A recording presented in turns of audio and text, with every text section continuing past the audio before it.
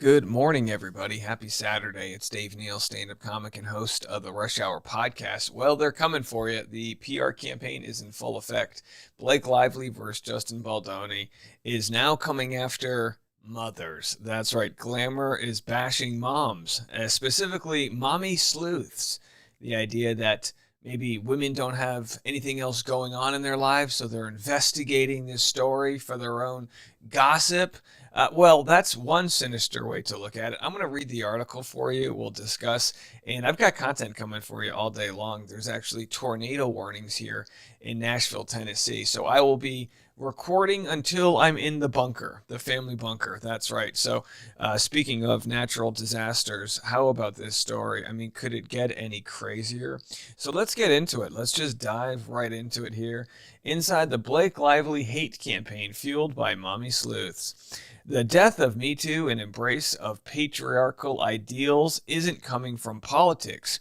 It's coming from women online. By Stephanie McNeal, March 14th, 2025. Last weekend, Blake Lively appeared at South by Southwest to premiere her new film, Another Simple Favor. It wasn't a particularly noteworthy event. Lively walked the red carpet, took photos with fans, attended the screening, and participated in a Q&A. Well, I would say that it's noteworthy to the extent that it was her first real live appearance since all of this nonsense came out. The event marked the first press event Lively had done since December, when she filed a legal complaint and eventually a lawsuit against her former co-star, Justin Baldoni, alleging he harassed her on the set of their film It Ends With Us. Lively also alleged that faced with the possibility of his career being impacted by her claims, Baldoni and a crisis PR team he hired waged a misogynistic smear campaign against Lively using the power of the internet. Baldoni soon countersued, and the pair kicked off an exhausting and protracted war against each other. Despite the drama surrounding the case, Lively's appearance at the festival ultimately was pretty standard stuff. That is, unless you have been obsessively watching videos from the bevy of mostly women content creators who have declared themselves experts in the 37-year-old star's legal battle. If you are, then Lively's appearance in Austin was rife with hidden meaning, clues, and intrigue. I guess, by the way, I'm one of those mostly female content creators. Well, I got the hair for it, you know.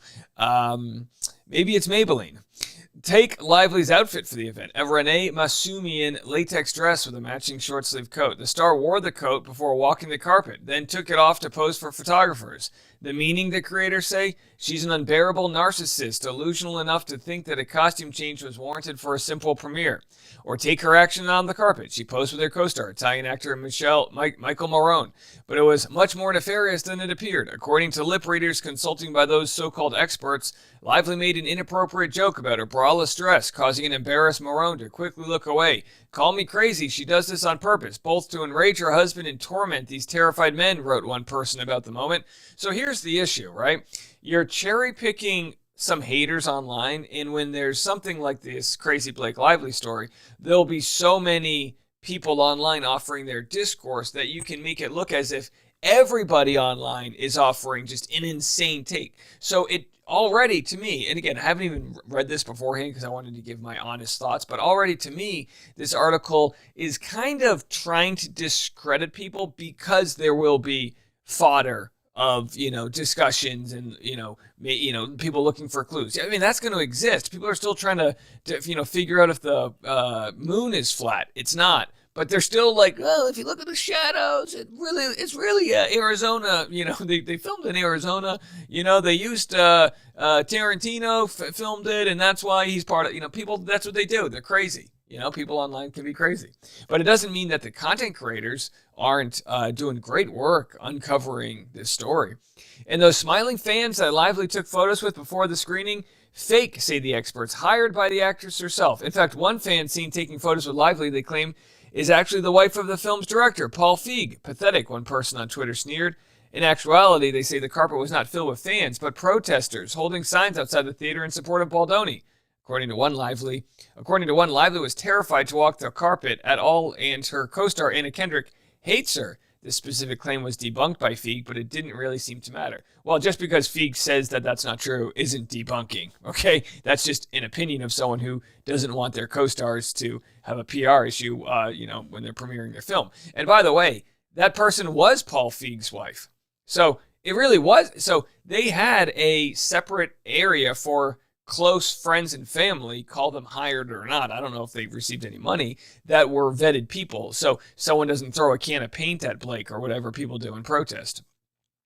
But the conspiracy theories, rumors, and criticisms tied to Lively at the Another Simple Favor premiere pale in comparison to the theories this group of obsessive have been circulating widely online since Lively's legal battles against Baldoni began. While some men are jumping on board, the most popular of these creators, which range from nobodies doing voiceovers to far-right provocateurs like Candace Owens and Megyn Kelly, are women speaking to other women.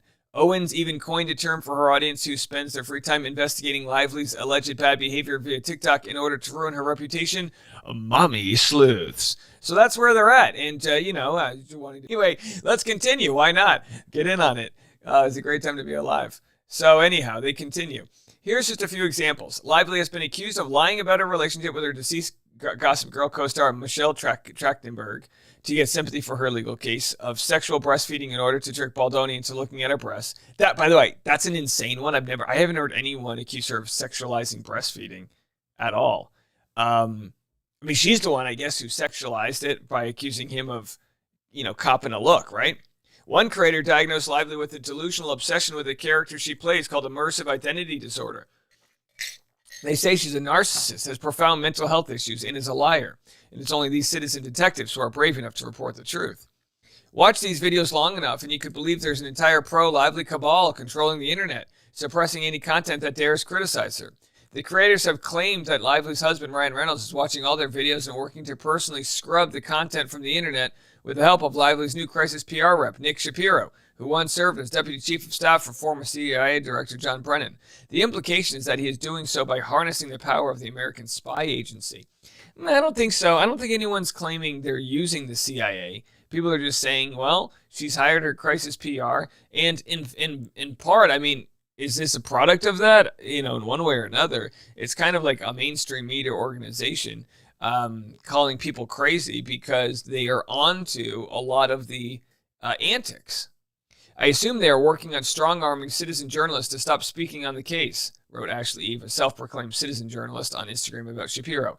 What just blows my mind is how platforms can promote free speech then give in to bullies like this. What we are seeing in real time is how people with money and power manipulate headlines, Google, and social media apps to feed you a very specific narrative. I'm just going to say it. This isn't normal, and it's about more than just Blake Lively. Since Me Too exploded into public consciousness in 2018, an online war has succeeded in erasing many of the gains made by the movement. If those against Me Too can't stop famous women from speaking out against assault, abuse, or harassment, they can apparently slowly erode their credibility until they are pariahs, the target of such an unrelentless campaign of hate and misogyny that their public image is incurably damaged. The hardest part of this to swallow is that women, mostly civilians, are the ones falling deepest down this rabbit hole by being convinced by TikTok to turn on one of their own. This whole one of their own, that's the thing, right? No one feels like it's one of their own. We're all humans. So that exactly explains the fury that people have, is that you're trying to make it one of their own as if it's a union of women versus men. How about a lot of these quote-unquote mommy sleuths possibly have sons, and they don't want their sons to be falsely accused of something, or daughters. They don't want anyone. So it's about justice and getting it right. It's not about gender.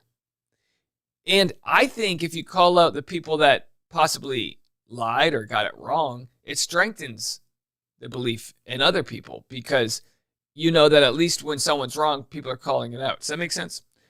Don't hide the people that are faking it, if that's what's happening. Me Too is an attempt to change the narrative to believe women when they say they have been victimized by men without caveat. I wouldn't say without caveat.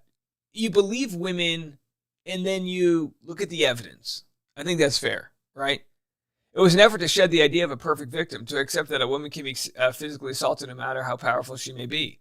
But less than a decade later, it's never been more dangerous to accuse a high-profile man of abuse.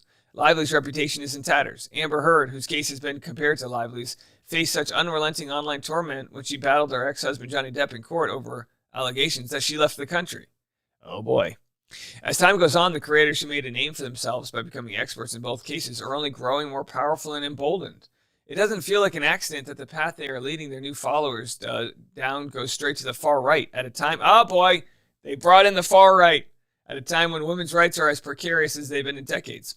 Take Jessica Reed Krause, the former mommy blogger known as House and Habit Online. Krause began posting pop culture blind items and tea about Armie Hammer and eventually about Depp vs. Heard, becoming one of the most prominent citizen journalists covering the case.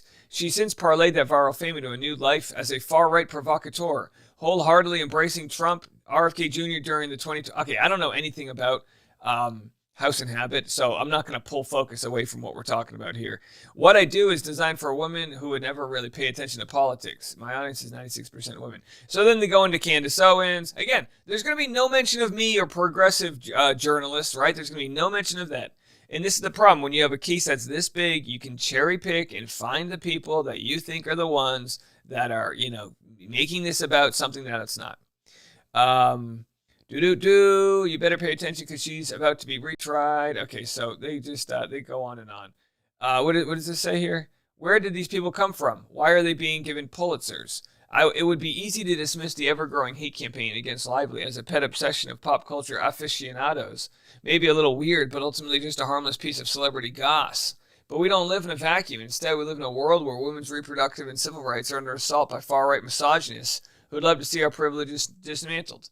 Where a convicted assaulter is the president. All right, so here, okay, just so you know, they're making it so that if you don't believe Lively, you're also assaulting women's reproductive rights. That's the argument. Well, we live in a world where all these things are being taken away from people, privileges dismantled. If you don't believe Blake Lively, you're just as bad as them. That's what she's telling you. And if I'm generalizing, my apologies. Apparently, the author says we can generalize. I'm just playing their game. This is the same world where a woman, even a powerful actress, faces the complete destruction of her reputation by online mommy sleuths for daring to accuse a man of harassment. Lively isn't the only person who this harms. Once you dehumanize one woman, you can dehumanize them all. And this impact is far greater than any celebrity legal battle. Stephanie McNeal is a senior editor for Glamour with more than a decade of experience covering pop culture. I would love to interview Stephanie McNeal just to push back on what they don't get into, right? They cover the general mommy sleuth aspect of, well, if you don't believe Lively, you're tearing her down the way you tore down Amber Heard.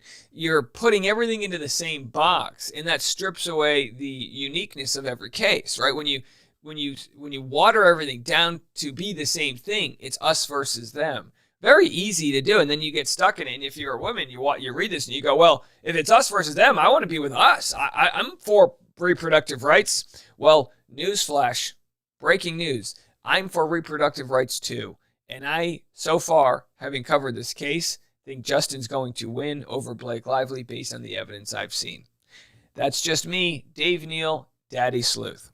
I got another video coming up. There was a big document released last night regarding the New York Times and Brian Friedman, Justin Baldoni's attorney. Justin is now taking on the last name Friedman. Justin Baldoni Friedman.